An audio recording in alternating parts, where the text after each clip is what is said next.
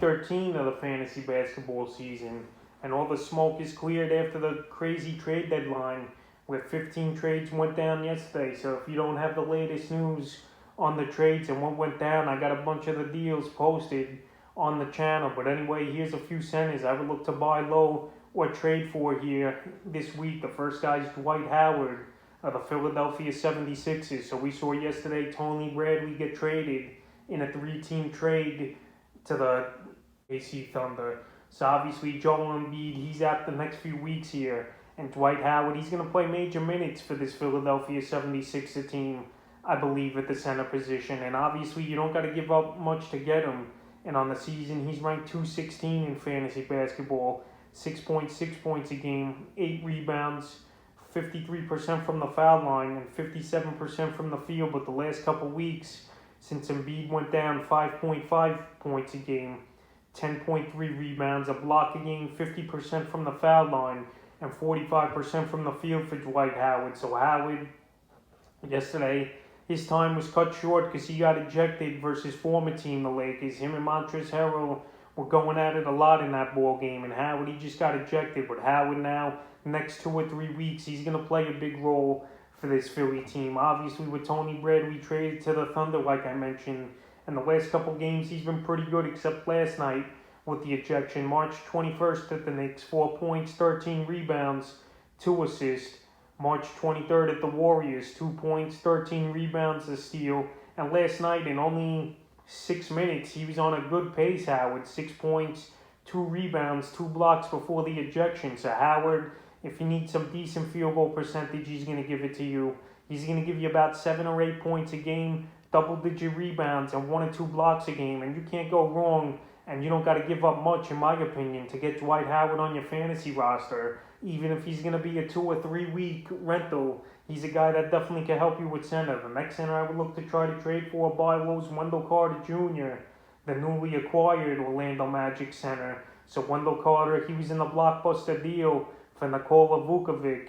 Vukovic got traded for Wendell Carter, Otto Porter Jr., and 2 first-round picks in that blockbuster yesterday at the trade deadline. On the season, he's ranked 155 in fantasy basketball, 11 points a game, 7.8 rebounds, 2 assists a game.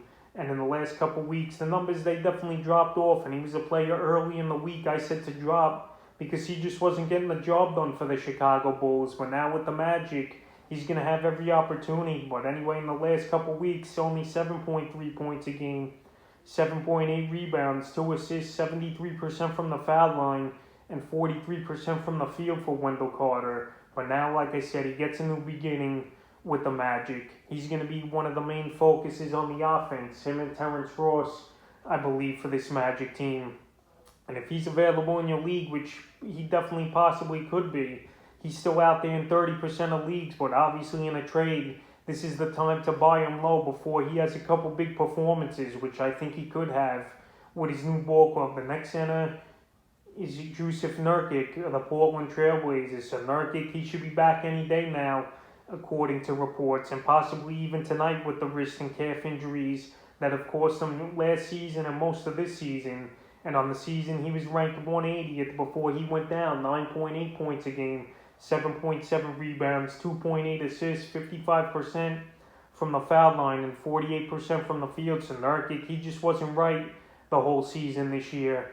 And I still think he's coming back from that leg injury as well that he suffered last season, because he wasn't the same either. But Portland, it's like making a big trade at the deadline here by getting Nurkic back. And for fantasy owners, the trade deadline's coming up soon in most fantasy leagues. And this is the time to get Nurkic, where fantasy owners who own him, they don't know what they're going to get from him. I know they've waited 2 months for his return, but if you could strike a deal for Nurkic, this would be the perfect time to get it, and to get it at a discount, because maybe he could come back and put up those big numbers that he was putting up a few seasons ago. Then it'll be too late to get him as a buy low candidate. So right now, this is the time to get Nurkic before he kicks things into gear, gets into shape, and puts up big numbers. So I will go out there and see what you could get for Nurkic. Obviously, if you got to overpay, I wouldn't overpay for him. But if I could get him on the discount, this is the time to buy him low. The next center is Serge Ibaka of the Los Angeles Clippers. So Ibaka, another guy who's been injured the last couple weeks here for the Clipper team with a back injury, and now the reports came out on Tuesday night that he's going to miss 2 more games. And it's been a tough season for Ibaka as far as fantasy, and even for the Clippers. The numbers just haven't been the same on the season. 10.9 points a game, 6.7 rebounds, 1.7 assists, 1.2 blocks a game, a 3 a game, 50% from the field, and 82% from the foul line. So those numbers definitely aren't up to par like they were last season in Toronto. And I know you got Kawhi Leonard and Paul George as the big anchors and scorers over there in Los Angeles, but Serge Ibaka, he's been dropped in a few percent of leagues, and he's even available in 30% of leagues. And right now, to make a trade for him, you got to give up the bare minimum, in my opinion. You could probably even trade a player you just picked up the last week or two to get Ibaka in a deal. And Ibaka, he could still help owners once he comes back with some decent rebounding, some good shot blocking, and a pretty good field goal and free throw percentage. So he's not going to hurt you in many categories, and right now is the time to strike the deal before he gets back to the lineup. In the fifth and final center, who I would look to buy low this week's Robert Williams of the Boston Celtics with the trade of Daniel Tice.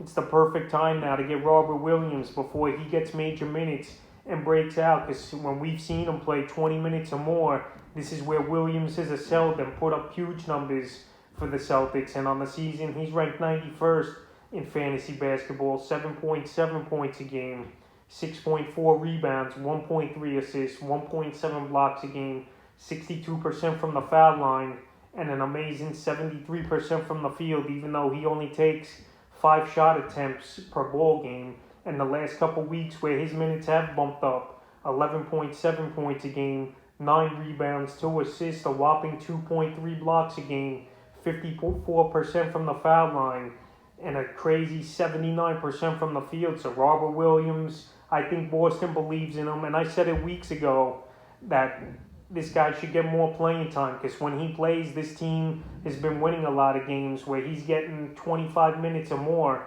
And the last 3 games for Williams, March 21st versus Orlando, he only played 18 minutes, 4.7 rebounds, 2 assists. March 22nd in Memphis, he played 28 minutes, 17 points, 6 rebounds, 4 assists, a steal, a crazy 4 blocks. And March 24th in Milwaukee, he played 20 minutes in that one, 6 points, 5 rebounds, and assists. So Robert Williams, they're going to unleash him now. Daniel Tice, like I said, he ain't there anymore. They got Mortez Wagner for him, but he's a backup player. And I think Robert Williams, this is the time he's going to play 25, 30 minutes a game.